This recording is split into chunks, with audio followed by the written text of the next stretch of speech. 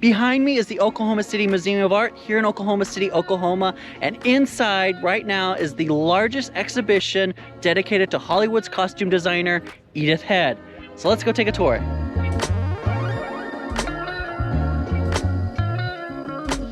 Hi, I'm Catherine Shotick. I'm the guest curator for the Oklahoma City Museum of Art's new summer exhibition, Edith Head, Hollywood's Costume Designer. This exhibition opens June 22nd and runs through September 29th. It was organized by the Oklahoma City Museum of Art, and this is the only museum you'll be able to see this exhibition. And trust me, you won't want to miss it. I'm going to walk through and show some highlights of the exhibition. Of course, I should say that Edith Head was the famed Hollywood costume designer. She started at Paramount in the 1920s, became the chief costume designer in 1948, and worked at Paramount for over 40 years. She then moved to Universal until she passed away in 1981. But she worked on hundreds of films over her career, worked with major stars, Grace Kelly, Audrey Hepburn, Barbara Stanwyck, you named it, she designed for them. Throughout the exhibition, we have 70 costumes on view. We have 20 original sketches, as well as 3 of the Academy Awards that she won. She was nominated 35 times for an Oscar, winning 8 times. That's a record that she still holds today for the category of costume design and for a woman in any category. The first costume that you'll see when you walk in is this lovely gown worn by Olivia de Havilland in the film The Heiress. And this is actually the first film that she won an Academy Award for in 1949, which we have on view right next to the dress. Now, a lot of people know Edith Head for her kind of trademark style. You know, she would wear the 2-piece suits that were in white, gray, black, or silver, or gray, or beige. And she was known for her glasses and her harsh bangs. Those dark glasses that she wore actually served a purpose at first. They were tinted dark, but this was because when she first started as a costume designer, she was designing for black and white films. And so she would wear those glasses so she could see what a costume would look like on screen in black and white. But even when she started working in color film, she retained those glasses and they became part of her signature look. However, on view in the exhibition, we have a dress that she wore herself. When she was at a party or at home, she would wear more color and more patterns.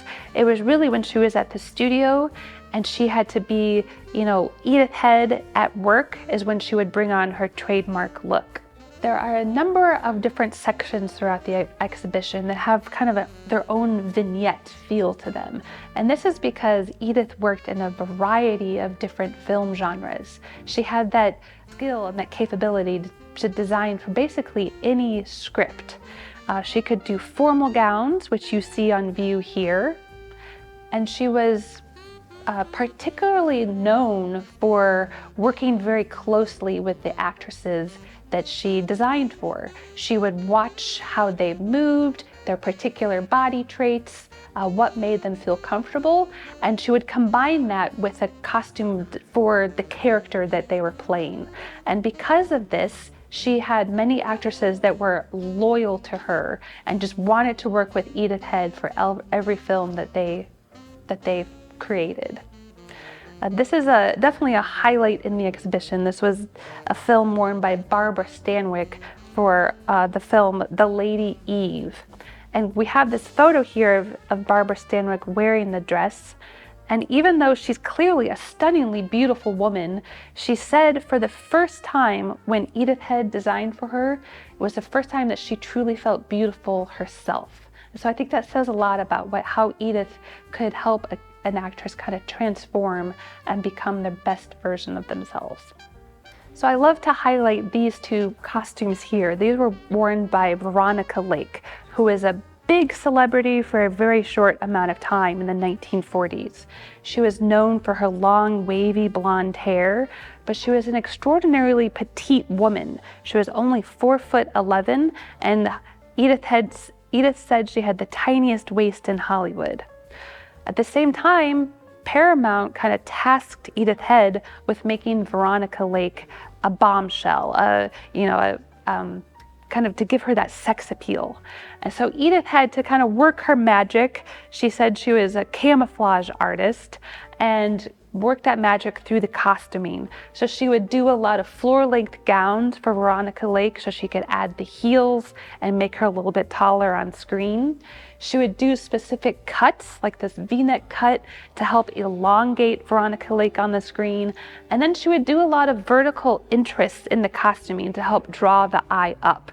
Again, to just give her a little bit more of that stature on screen. When Edith Head first started working at Paramount as the costume designer, she was designing for black and white films. So the color of the fabric wasn't so important. She would more interested in the metallic and sequins and diamonds to help the costumes pop on the black and white screen.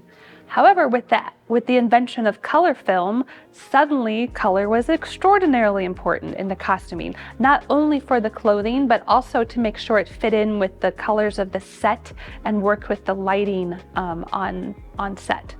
And so along with color film came, of course, the big flashy musical and performance productions, which this section highlights here.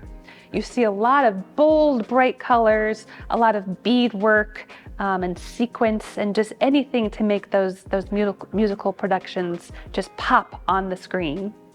Edith had a whole team of people working with her at the studio, and a whole group of beaders, actually. They would bead these costumes, very intricate. It would take them months to put all the beadings on these costumes. But she had to remember that these actresses and actors in the musicals were dancing around and singing and performing on oftentimes big stages. And so this costume is very heavy to wear. So they made a replica of the costume in blue sequins, which was much lighter, and Barbara and her stunt double could move around easier on set. So in addition to the costumes on view, we have 70 costumes. We also have a wall of sketches. Edith Head had a number of sketch artists working with her at Paramount. This was kind of the first step in the design process, was they would make hundreds of sketches trying to get the silhouette right, the colors and the fabrics. And then if you zoom in closer, you can see that some of them actually have fabric stapled to the sketch. And so the sketch and the fabric would go to the director and the star for approval before going to construction. Edith Head had a close working relationship with the famed Hollywood director Alfred Hitchcock. They actually worked on 11 films together from 1946 to 1976. They had similar personalities, both kind of forthright, knew what they wanted, and they just worked really well together. She actually was known to call him Hitch, so they were good friends. We have 2 costumes on view from Alfred Hitchcock films. We have this beautiful black chiffon dress that Grace Kelly wore in Rear Window, and we have this navy outfit that Kim Novak wore in the film Vertigo. And this is actually the costume that she wore when her character jumps into the waters under the Golden Gate Bridge in San Francisco. So Edith had to know that when she was designing the costume, that Kim Novak was going to be wearing it soaking wet. So she had to keep that in mind. This costume actually represents one of the bigger controversies in Edith Head's career. And that was that she of course was the head designer for the films Sabrina and Funny Face, working with Audrey Hepburn. But Audrey liked to work with contemporary high fashion designers at the time as well, such as Hubert de Givenchy. And for the film Sabrina, Audrey Hepburn worked with Givenchy, and he made a number of costumes for the film. However, because Edith Head was the head costume designer, she's the one who got the credit for the film. And of course, she won an Oscar for Sabrina, but she nor the Academy gave Givenchy the credit that was due to him. So a little bit of a controversy. When it came time to make Funny Face, which this costume is from, Givenchy was handed the script. He designed costumes for the script and was given his due credit as he deserved. So Edith Head was still the head designer for Funny Face, so her name is attached to it, but this costume was designed by Hubert de Givenchy. The next section highlights designs for wartime. This is World War II. There was major fabric rationing and kind of a sense of morality to be frugal and not to be wasteful. And this carried over into costume designs for films. So a lot of the costumes behind me were designed during World War II with the fabric rationing. And you'll notice, see this black two-piece suit behind me is very simple, no frivolity to it whatsoever, just a basic black suit. And that is because of the World War II era of frugality. Now I like to contrast it to this costume here. This is a wartime film, but it was created in 1953. So the fabric rationing is no longer in place, and you begin to see it's a double layer suit with a lining of velvet underneath. So kind of the more luxurious fabrics are coming back into costume design. Then we move into the next section, which is all about the 1960s and the revolutionary decade. This was an interesting decade for the film industry. They're trying to figure out how to bring people back into the theater. They're competing with the rise of television and also the bolder and more realistic international film scene. So try to come into terms with that. You'll see a lot of bold color and patterns in the costume designs, some shorter hemlines, and some, just some more playful costume design work.